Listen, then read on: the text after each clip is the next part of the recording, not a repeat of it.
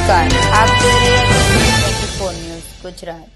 સુરત શહેરના Saroli police station વિસ્તારના વેપારીનો દલાલ મારફત સંપર્ક કરી કાપડનો માલ લઈ નાણાં નહીં ચૂકવી ઉઠમણું કરનાર આરોપી વેપારીને બિહાર રાજ્યના મુઝફ્ફરપુર જિલ્લા ખાતેથી પકડી પાડતી સારોલી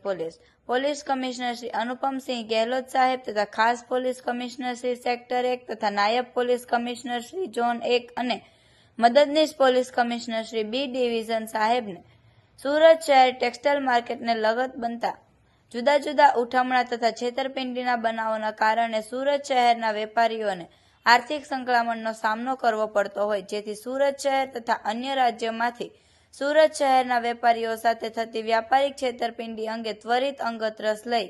આવી પ્રવૃત્તિ સાથે સંકળાયેલ ઈસમોને પકડી પાડવા માટે સૂચના આપેલ હોય, જે સૂચના અન્વયે સારોલી પોલીસ સ્ટેશનના police inspector Shri SR Vekariya સાહેબ નાઓએ આવા બનાવો અંગે તુરંત કાર્યવાહી કરવા આપેલ માર્ગદર્શન હેઠળ સારોલી પોલીસ સ્ટેશન ઇપિકો કલમ 409,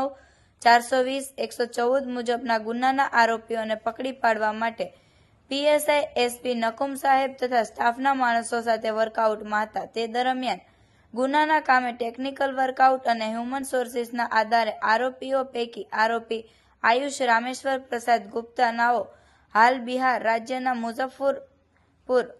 જિલ્લામાં હોવાની ચોક્કસ માહિતી મળતા તાત્કાલિક બિહાર ખાતે તપાસમાં જવા માટે એક ટીમ ASI રમેશભાઈ હરિભાઈ તથા ASI ધનંજયભાઈ સંજયભાઈ તથા હેડ કોન્સ્ટેબલ ભરતભાઈ નાજાભાઈ તથા પોલીસ કોન્સ્ટેબલ કિરણસિંહ પથુજી નાઓની ટીમ બનાવી તાત્કાલિક પોલીસ ઇન્સ્પેક્ટર શ્રી નાઓના સીધા માર્ગદર્શન હેઠળ રવાના કરી તુરંત જ આરોપી નામે આયુષ રામેશ્વર પ્રસાદ ગુપ્તા નાઓને બિહારના મુઝફ્ફરપુર ખાતેથી પકડી પાડી કાયદેસરની કાર્યવાહી હાથ ધરેલ છે। આવા અવનવા સમાચાર જોવા માટે જોતા રહો P24 ન્યૂઝ ગુજરાત।